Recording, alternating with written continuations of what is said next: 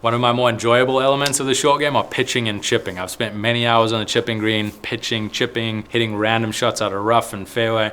Crucial thing to realize, the difference between pitching and chipping. Pitching, the ball flies the majority of the way. The spin will stop it quicker. A chip shot is where the ball flies a shorter distance than it rolls. So those are the two elements to understand. For chipping, I often tell people you need to get it on the green quickly and have it roll to the hole. A ball rolling past the hole has a much better chance of going in than a ball that pitches and spins and stops. So we want to get that speed control pretty good with maybe a gap wedge, pitching wedge, sand wedge, use different clubs that you have a variety of shots to get the ball rolling, landing barely on the green and rolling to the hole. You're always going to be more consistent with that. The fun, tricky shots are obviously your flop shots, your high shots, your spinny shots. That's more of a pitch. You need good friction on the face for that to create spin. Clean those grooves, guys. Make sure your club is ready to go. And obviously understanding that if grass gets between the face of the ball, it's going to change the way that club sticks to the ball. It's going to change the spin dynamics. Pitching for me is a very difficult art. Not many amateurs figure it out because they don't understand that squeezing the ball on the face, creating the spin gives you more control. If you're short-sighted behind the bunker, you need that spin. If you've got 20 yards of green to work with, you don't need that spin. So just know what your situation is and understand the difference between those two shots to be able to execute it. Another key when chipping is to keep it simple. I like to keep this left wrist bowed all the time such that I'm keeping it locked in and I'm just rotating my body. I'm swinging with my torso connected to my arms and everything is here. I'm not releasing the club. I'm not throwing the club at the ball. I'm literally just giving it almost a putting stroke feel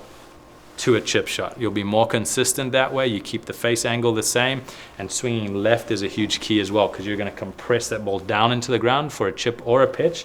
You're going to squeeze it this way and swing left. The only time you start moving into a more right to left, swinging away from the body, is outside of about 40 yards. When you really start compressing that ball and giving it true spin, you're going to think 40 yards, draw, and a little bit more spin. So then it's going to come from the inside, squeeze the ball, and give it a little bit more spin. When I'm thinking about pitching, I'm thinking more of the 30 to 100 yard distance. That for me is a 3/4 swing or a feel shot. I'm typically going to put that ball back in the stance compared to a chip. I'm going to hit more down on it.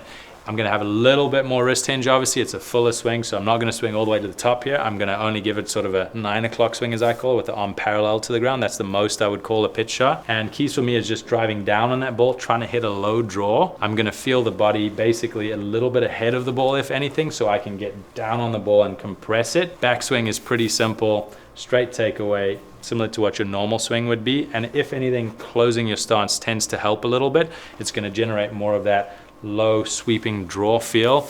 Try and find good contact. It's key to compress that ball and keep this left wrist bowed. You don't want to release it, just like with a chip shot. You don't want to release it. That's the death of contact. You're not going to be able to spin the ball, get the contact you need to generate that spin, which is going to hold the ball close to the hole.